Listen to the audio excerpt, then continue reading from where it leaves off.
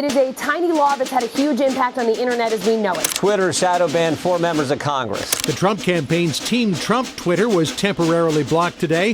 Time may be running out for social media companies to censor content without repercussion. Facebook and the tech industry are located in Silicon Valley, which is an extremely left-leaning place.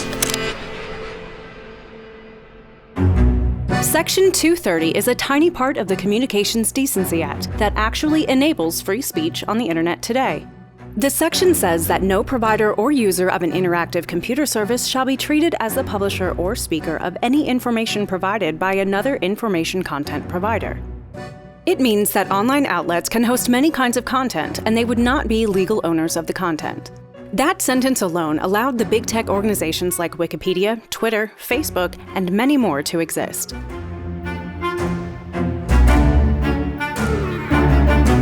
Big tech.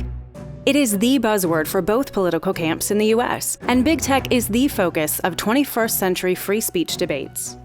There is a big skepticism toward these organizations, and it seems like Section 230 is the tool that enables this skepticism. So we see arguments to repeal Section 230 from both left and right. However, the truth lies in detail. My name is Jennifer Huddleston, and I'm the Director of Tech and Innovation Policy at the American Action Forum, where my research focuses on the intersection of law and technology, including issues such as data privacy, online speech, and the way that regulation can impact the internet. Section 230 has been in the news a lot. It's one of those terms that we hear thrown around without a lot of explanation. What Section 230 is it's a part of a law that enables online platforms to engage in content moderation, to decide what type of content to allow and to leave up and take down, by saying that platforms aren't liable for the content that their users post or for the decisions that they make around content moderation, with a few exceptions, things like violating federal criminal law, some exceptions around copyright, as well as some more recent exceptions around specific bad acts such as sex trafficking.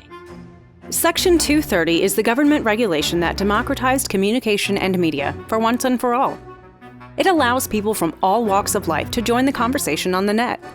Imagine those tweets that are going viral from a very small account. That is the power of new media. Imagine the Black Lives Matter protests. Would they be so rampant around the country if they could not be shared on social media with others? A similar thing applies to the Me Too movement. Women all around the world started sharing their experience as a woman, and that connected these people around the world. When it comes to social movements online, a lot of them have really benefited from the fact that Section 230 stops this kind of concern that platforms may have about carrying content that might be a little more controversial or even unpopular. There is another aspect of Section 230. It allows websites like Yelp and TripAdvisor to exist. Those websites are essentially a host for user-generated content, probably millions of them. And that allows us to choose the best restaurant for our anniversary dinner, for instance. Bad service gets a bad reputation. Without Section 230, every bad review would potentially be reciprocated with a lawsuit. If Section 230 is this essential, why are both the left and right trying to change it? Republicans argue that Section 230 should be repealed because social media companies are using their content moderation rights to shut down some of the voices online, especially the right-wing ones. It is true that some social media organizations are more left-leaning than others, but it has nothing to do with Section 230. Impartiality is not baked into the Communications Decency Act, and never has been.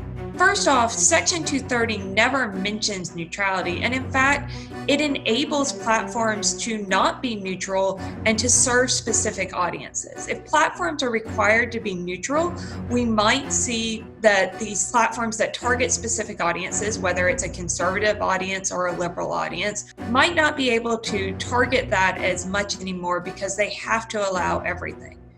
It's a bit like the gay wedding cake incident. The service providers have the right to choose which services they host for whom. Same goes for content online. Liberals, on the other hand, are also guilty of using Section 230 improperly. They say the opposite of what Republicans say. Social media content is not moderated enough, so that they enable hate speech. Again, it has nothing to do with Section 230. There are separate laws that protect Americans from hate crimes, online and offline. Both left and right treat social media as a public place, but it is so much more than that. Courts have ruled out the notion that social media platforms are public square, so they are already treated differently. Any illegal activity on these platforms can be taken to court, regardless of Section 230. The CDA only protects the service provider to be held accountable for the actions of other parties. So, how about big tech? Doesn't Section 230 protect big tech still? Actually, no. Imagine we create a new website that allows our users to generate content about their worst dates anonymously. Imagine that people love our idea and the website generates $1 million in a day. That could be fun, until their date starts suing the website. Given how expensive the judicial system is in the US, we would be bankrupt in a month. Whereas Facebook can thrive off of this opportunity because they can deal with court cases much better and longer.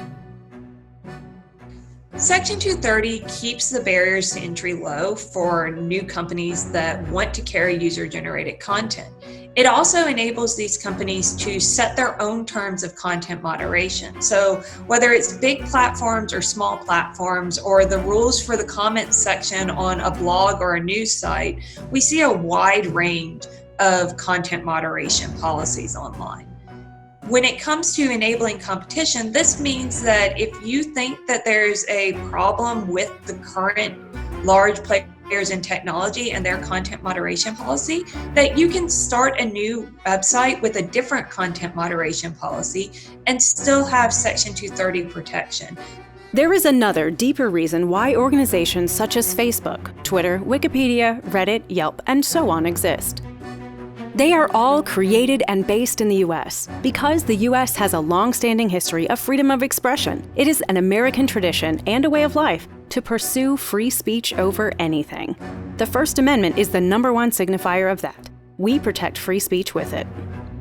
When we look at Section 230 and a lot of the proposed changes to Section 230, many of them call to insert a government regulator into online speech.